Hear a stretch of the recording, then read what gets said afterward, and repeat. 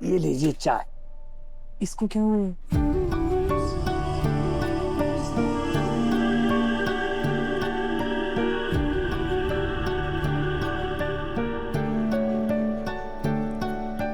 पुष्पा जी, चाय लीजिए।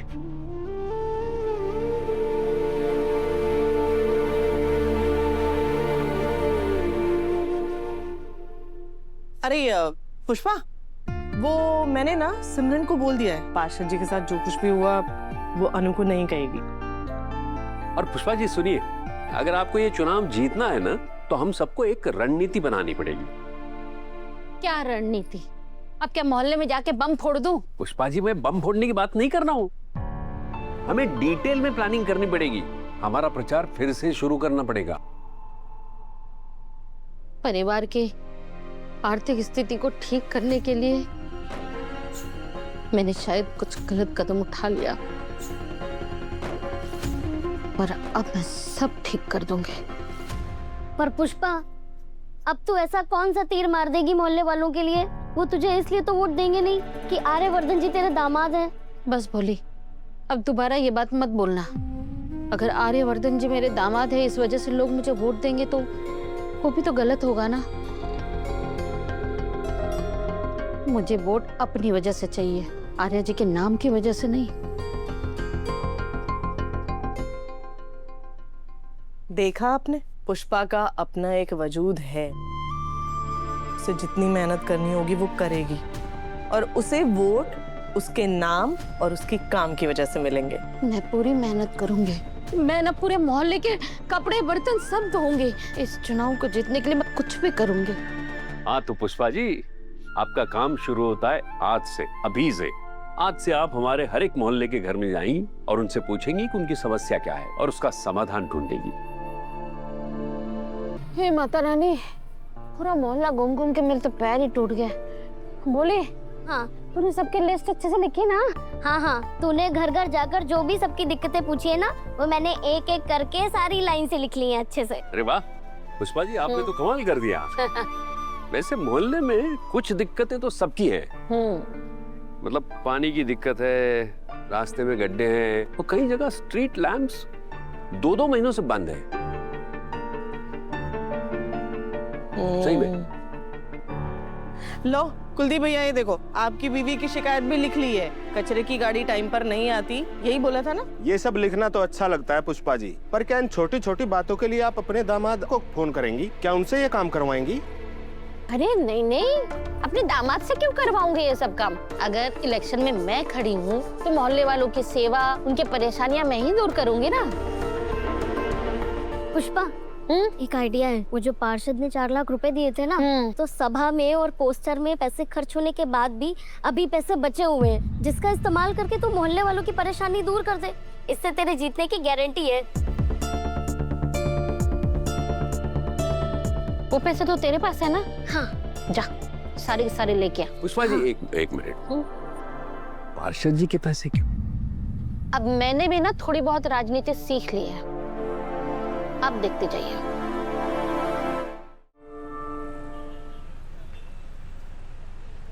तूने मीरा मैम को बता दिया ना कि मैंने पुष्पा को कैसा फंसाया? हाँ पार्षद जी,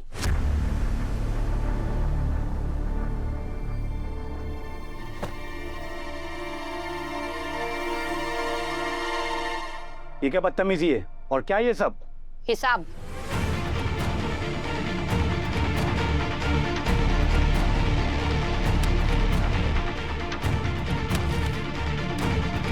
आपने जो मुझे 5 लाख रुपए दिए थे ना, उसमें से कुछ पोस्टर पे और कुछ उस दिन सभा में खर्च हो गए, और बाकी के बचे सारे पैसे ये रहे।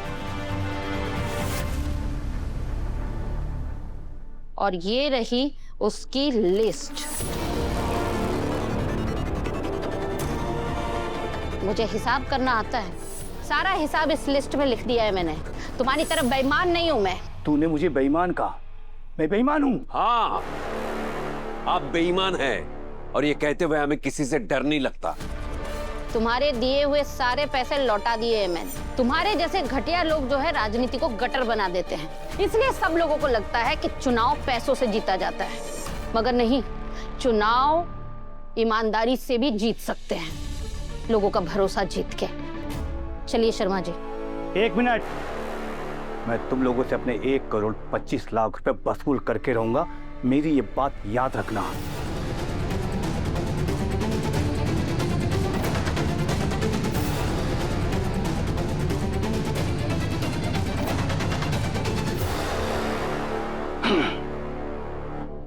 इस पे पूरी नजर रखना।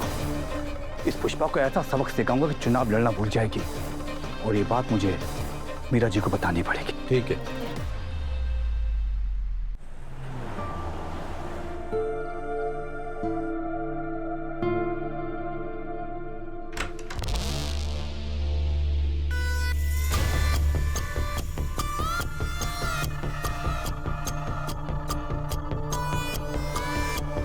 गॉड, तुमने जैसा जैसा बोला था मैंने सब कुछ वैसा वैसा किया, यू नो, सब कुछ।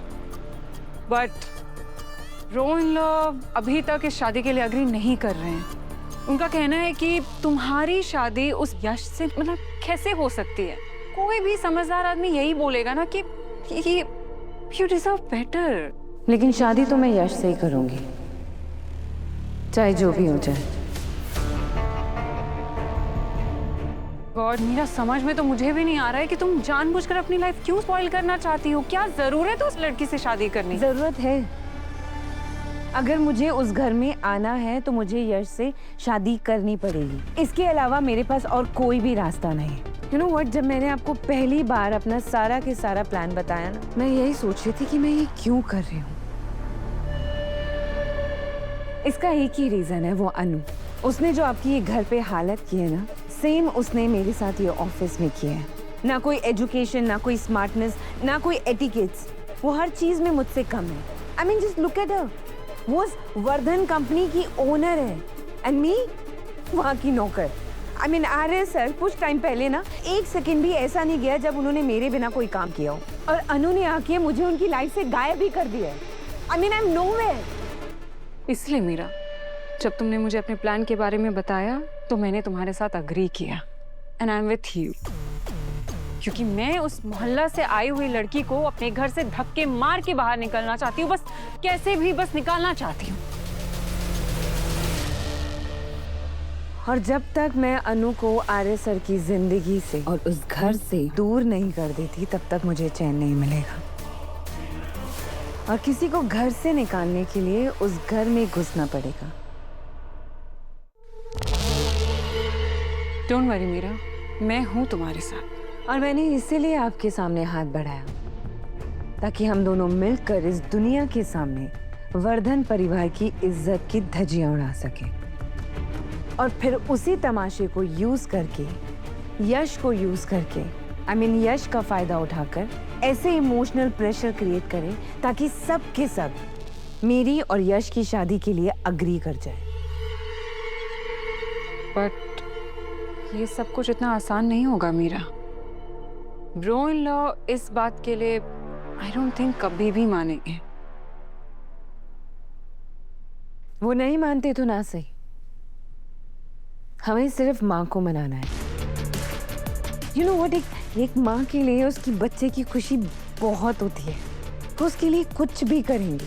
एंड यू नो व्हाट, जो मैं चाहती हूँ उसकी शुरुआत तो हो गई है, लेकिन अब शुरू होगा असली खेल।